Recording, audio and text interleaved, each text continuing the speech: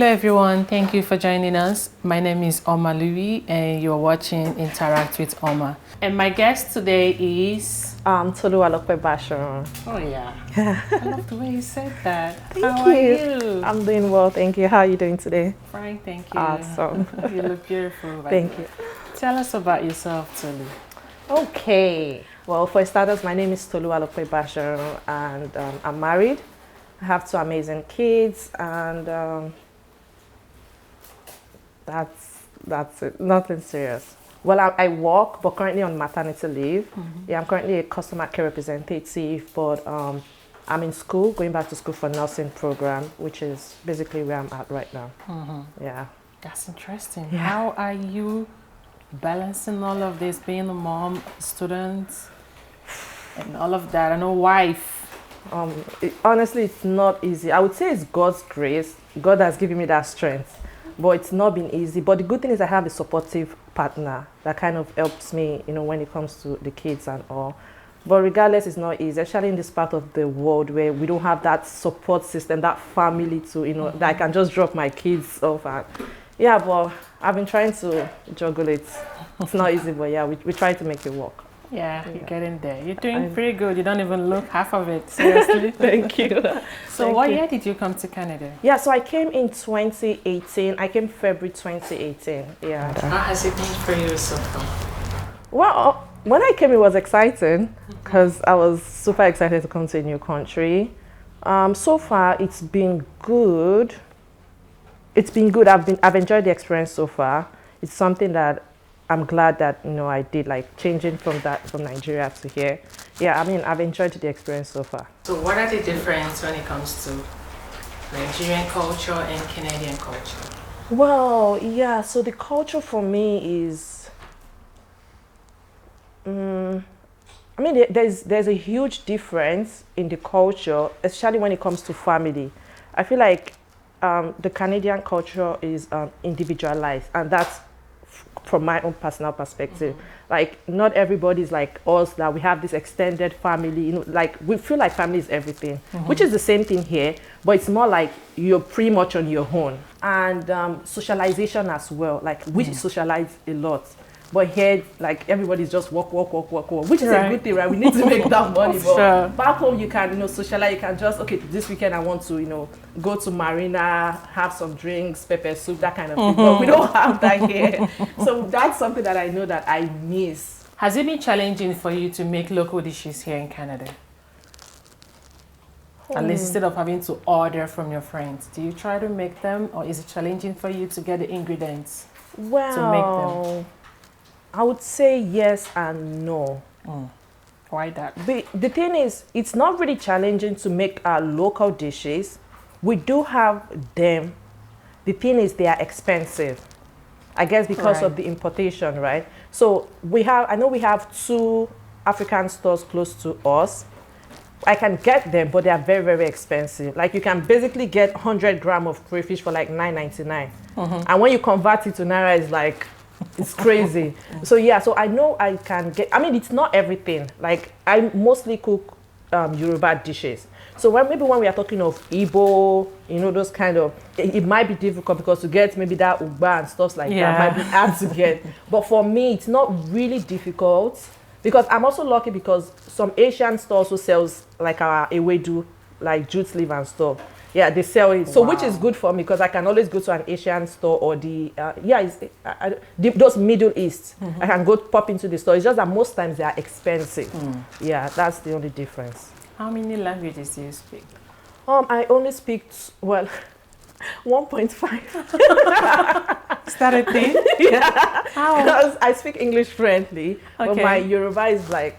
Oh, really? Yeah, I'm not really good with Yoruba, but I understand Yoruba perfectly well. Okay. Yeah. So do you think your personality changes when you're speaking English or when you're speaking Yoruba? Yes, my personality changes.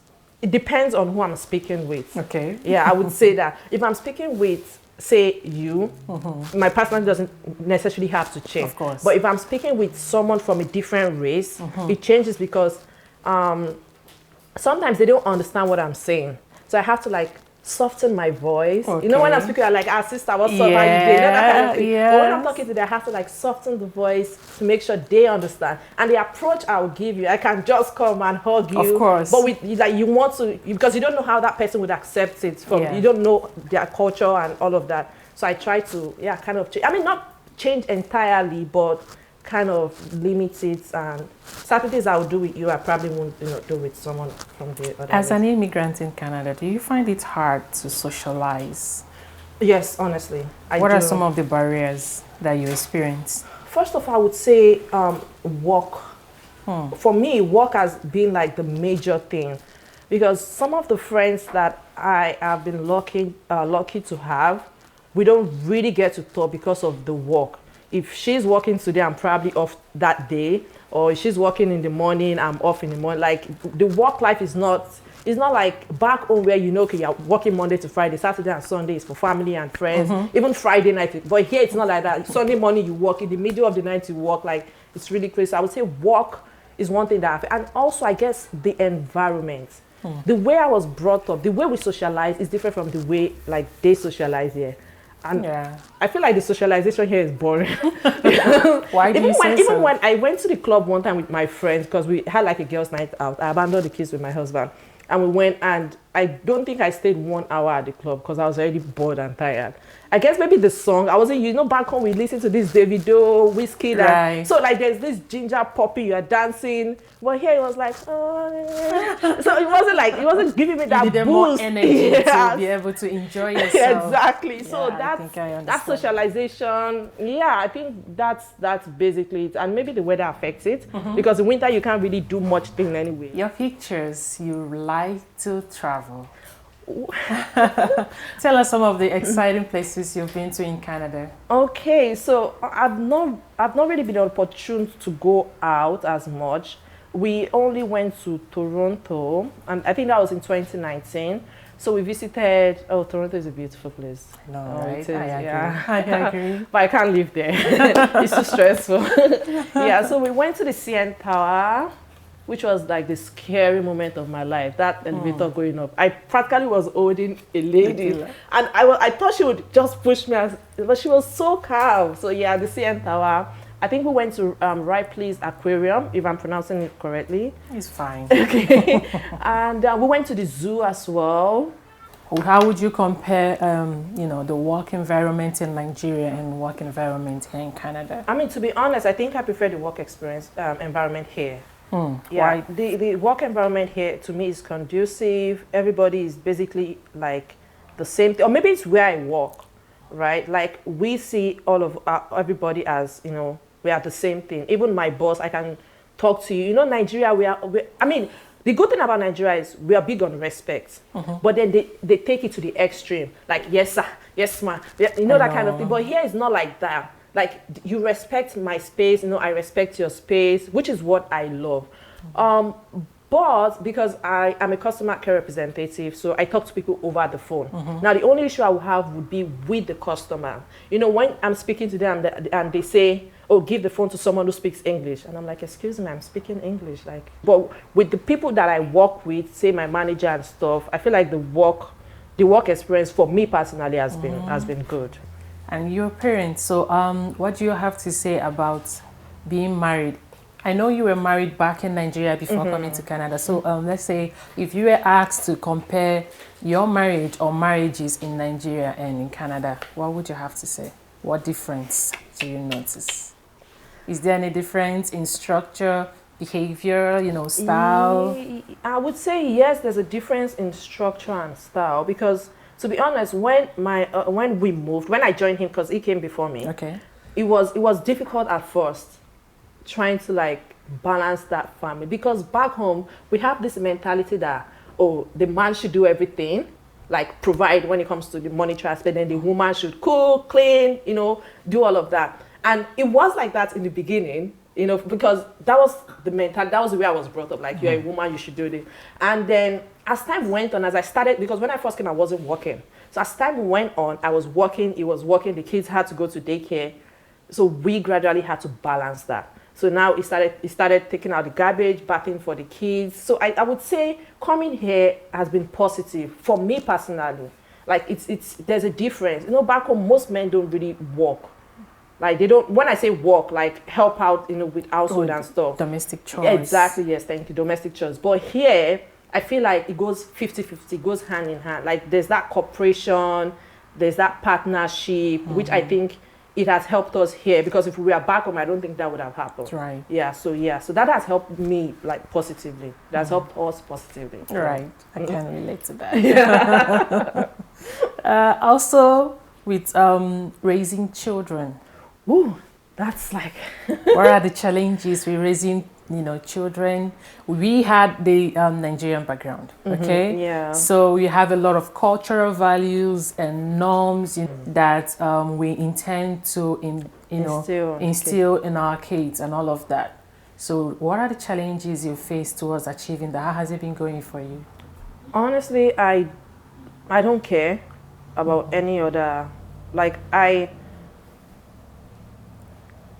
the only thing I know is I don't want to be that toxic parent to my kids. So I still train them the way I would if I was back home. And I think I'm lucky to have a child that's like really, really obedient and outspoken. Like if she does something wrong, she tells you before you know to avoid, you yelling. Yeah. So she reports herself. And I correct her immediately. I know there was a time she was trying to throw tantrums. Maybe she saw another kid doing that. And I'm like, madam, you better behave yourself. Switched. Yeah. So it changed. And there was a time she came and she said, oh, mommy, I have allergies. I don't eat peanuts. I'm like, you've been eating peanuts for how many years? You were born with peanuts. and all of a sudden, you don't eat peanuts. But I didn't make a fuss about it. So what I did was I bought the M&Ms that had peanuts in it. And she loves M&Ms. So I gave her the M&Ms. She was eating with the peanuts. She was fine. And I'm like, I thought you don't like it. She's like, no, I like the M&M peanuts, but I don't like it. So, what has been your biggest challenge as an immigrant in Canada? I would say the social life. The social life is one. Sometimes language barrier. Language also is an issue, especially if I'm speaking to someone, because I only speak English, right? If I go to maybe the Chinese store or sometimes it's difficult to communicate, especially when I'm talking to customers over the phone. Another challenge would be employment, because it took quite a while before I was able to land a job, which was, even with the degree and everything, it took quite a while. Yeah, so employment would be an issue. Maybe I should throw in the weather, because the weather is a factor. And transportation as well. Like the transportation was like the major thing for me when I first came, because I remember I missed my bus so many times. Like I literally, in fact, that's like, I saw my bus going and I entered the bus going, because sometimes you see the same bus with the same number, but one is going right, the other, and then I entered oh my God, it was, so transportation for me was the major, especially during winter, you have to wait for the bus to come. You're already freezing away. Yeah, so transportation is that was for me, the major thing. And I think another hard thing for me would be childcare. It's super expensive, and for someone who just came to a new country, you're trying to land a job, trying to pay the house rent, and also you get this huge bill for childcare services. Oh my gosh, yeah, it was terrible. So so I would say those are the challenges that I've had. Yeah, and also making my hair. I had to cut my hair because there was no stylist.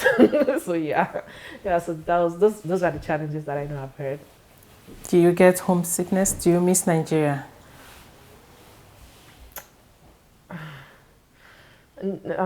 Yes and no. Why the mixed feelings? Honestly, I want to say no, that I don't miss back home, but I do, if I'm being honest, because for starters, I miss the food. I miss the food. Oh my God, I miss amala, begiri, and you have all that here. There's always difference. Sometimes even when you cook, you crave to eat in buka or eatery. That craving will still be there. I share something with you. So because of the fact that this thing you're saying now, I can totally relate to that. So that's why I want to share my own part of the story. Okay.